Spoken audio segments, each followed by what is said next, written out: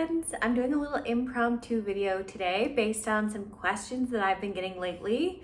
I've had several people ask me recently, several women tell me that they wanted to go try solo backpacking for the first time, but they've never done it and they're nervous and they've asked me if I have any advice. So this is just a very casual video that I'm doing today. Don't mind my very boring background. I'm just very comfortably sitting on the ground and I just wanted to be comfortable while I filmed this, so I'm really sorry for the boring background. But okay, so if you guys don't know me, my name's Audrey. On Trail I'm known as Glow Stick. In 2018, I quit my job in Washington, D.C., through hiked the Appalachian Trail from Georgia to Maine, and then moved to Colorado. So I have a lot of backpacking experience and I've done a fair bit alone. I love hiking alone. I don't love camping alone, but that's just because I find it boring, not because I feel unsafe. I don't very often feel unsafe while I'm backpacking. And so if you're interested in solo backpacking, I do want to encourage you to try it. I think it's really freeing. You get to go at your own pace. You get to take as many breaks as you want. You get to push through when you want to push through. You don't have to worry about waiting for someone or someone waiting for you. You just kind of get to be in nature and get to enjoy the incredible scenery around you without having to worry about the wants and needs of another person. And I just think that's so incredible. It's so freeing. And so many of these incredible places that I've gotten to see, I mean, not that it's not amazing to share it with another person, but there's something so special about being out in the middle of an insanely beautiful place and knowing that you are the only one around to see it. I just think there's something so incredible about that. So I do want to say, if you are interested in solo backpacking, you haven't done it before, but you want to try it, don't let fear hold you back. Take safety precautions, be as safe as you possibly can, but don't let fear hold you back. That's kind of one of my rules in life, is that I really try so hard not to let fear and anxiety hold me back. And this, I feel like, is something, as a woman, it could be really easy to do, to let fear hold you back from doing this. Because let's be honest, not only do you have to worry about the elements and animals and something happening out where you're hiking or backpacking, when we're being honest, what we worry about most as women is bad men. And men, I'm not trying to get down on you, I think the vast majority of you are really good people, and generally the vast majority of people that you meet in the wilderness are really good people and so willing to help you if something goes awry. But there's always that slim percentage of people that could be creepy or scary or whatever. But statistically, you are very safe in the woods when you're backpacking. People always ask me about the AT, oh, did you feel safe out there? And my response is always, I felt extremely safe out there. There was a super strong community, and statistically, you are so much safer on the AT than you are in a city. And violent things have happened to me in my life, and they've never been in the woods. So anyway, that's my spiel. Let's get into the more practical, logisticy stuff. So number one, I just got this device, and I would recommend one of these for anybody that's going solo hiking or solo backpacking or solo camping. This is a Garmin InReach Mini. I'll put a link to this down in the show notes. A friend of mine actually just bought this for me. I'd been thinking about getting a device like this for quite a while. It's a GPS device, and it has an SOS button on it where you can actually contact emergency services or search and rescue through this device. And this works, well, I don't really know how it works, but it works when there is no cell phone reception out in the wilderness. It's through satellites, I believe. What does GPS stand for? I don't know. Sorry. Pretty sure it's satellites though. But anyway, so I can take this out with me on a hike, and I just, charge it up, and I keep it off when I'm not using it so that the battery will last a long time. But I've heard even if you keep it on, this will last for, I think the battery will last for 60 hours. But if something were to happen, I could open up this little flap, push the SOS button, and hopefully search and rescue would be on their way. And you buy different monthly subscription plans to go with this device. So you can choose, whatever you think it is that you need. But on some of the subscription plans, you can also text people using this. Like you can get like a certain number of texts per month, or you can text like a certain number of people. Or I think on my plan, I haven't done this yet because this is so new. I just got it a couple of weeks ago. But you can choose I think I get like 10 numbers that I can send these preset messages to, which I haven't used any of those features yet. Like pretty much I've been going since I got this, so I haven't totally figured it out, but I did figure out, I got it all set up. I figured out how to use the emergency button in case something happened, which is really what I wanted it for. And, it's not too heavy. It's pretty small. I just hook it onto the front of my pack with this little carabiner, and it gives me peace of mind that, so often in Colorado when I'm hiking, I don't have any cell service. Like often when I'm driving, I don't have any cell service. So it just sort of gives me peace of mind that if I were to, God forbid, twist my ankle or something bad happened to me and there was no one around, then I could get some help. So that makes me feel better, and I would recommend this for anyone going out into the woods alone, or even if you're not going out into the woods alone. Like it never hurts to be prepared. And there are other brands too. Like I said, this one's a Garmin InReach Mini, and Garmin has other ones. I know that the brand Spot is really popular with backpackers, and there are some other brands, but those are the two that I hear about most, is Garmin and Spot. But anyway, I'll put the link to this in the show notes in case you're interested. I would also recommend bringing a med kit, of course. I'm no expert in what to put in the med kit because I tend to be a little bit of a slacker with mine, but I know that I've been on top of a 14er before, which is a peak that's over 14,000 feet above sea level.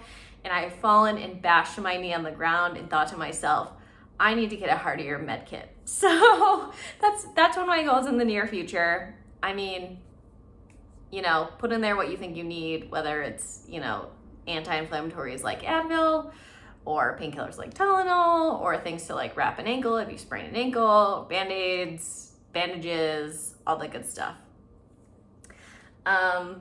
Food storage is always super important while you're backpacking, but I would say it is especially important when you're backpacking solo.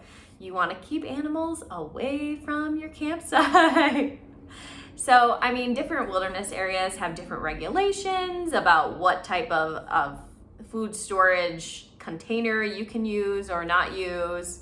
And in areas where anything goes, obviously it's up to your own preference, but generally you either need a bear canister or an Ursack, which I use an Ursack most of the time. I just got this a few months ago and I'm really obsessed with it.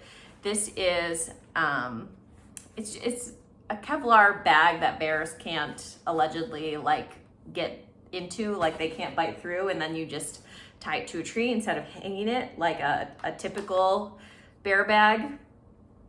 I love the Ursack because I'm not a fan of bear cans. They're super bulky, they take up so much room in your pack, and they tend to be really heavy.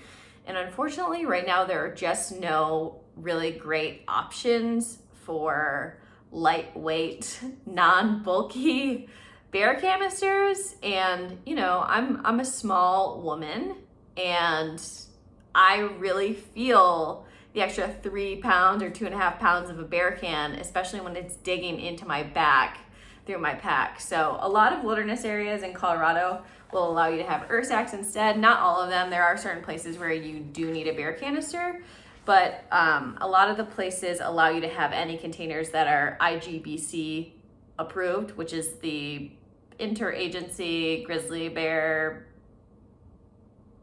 something. I'll put some text down here what it actually stands for.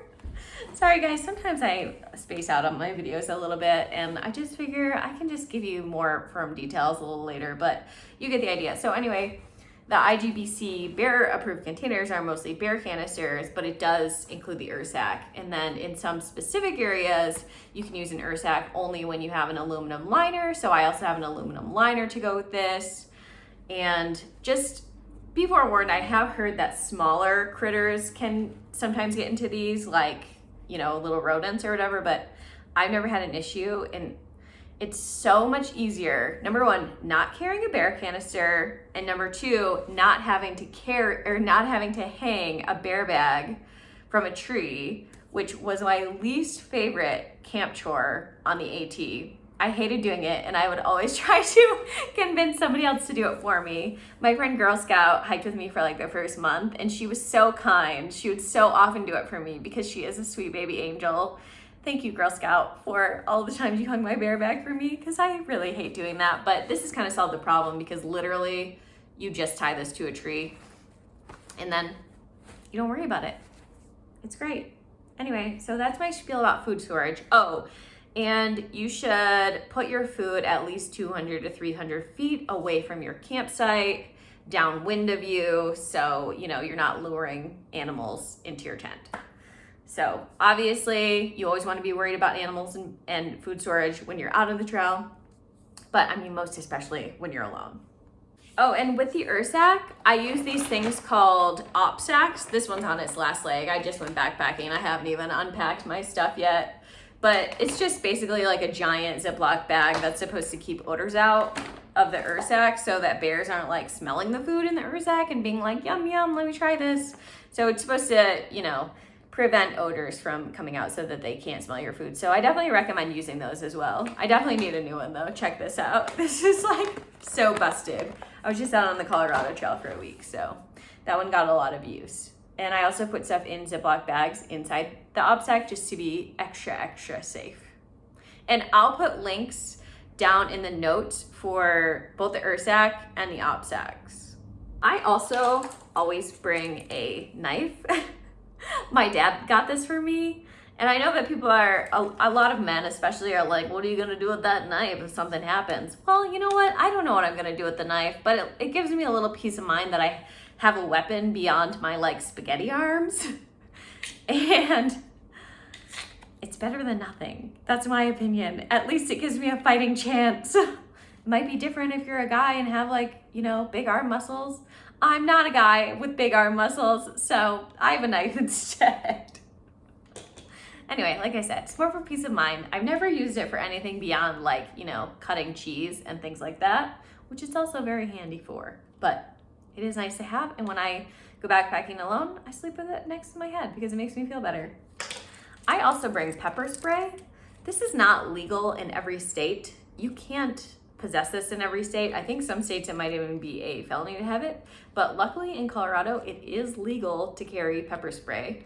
And in states where it is not legal, your other option is bear spray, which is also a great option where you even can have bear spray or can have pepper spray, because obviously bear spray is especially made to spray at bears if they charge you. It's also been shown to be pretty effective against cougars. And I would be willing to bet that it is pretty darn effective against men as well. And again, sorry guys, I'm not trying to pick on you, but the reality is that we as women do have to worry about violence from men when we're out in the wilderness. Even though most of the time that doesn't happen and most men out there are great, we do still have to be on our toes and worry about that. So also regarding that, I would just say I always listen to my intuition. I think that's an extremely valuable tool that as women we have in our possession. If someone seems off, if something feels off, if someone seems a little sketchy, don't worry about making them feel better about the situation. You need to keep yourself safe and you need to listen to your own intuition.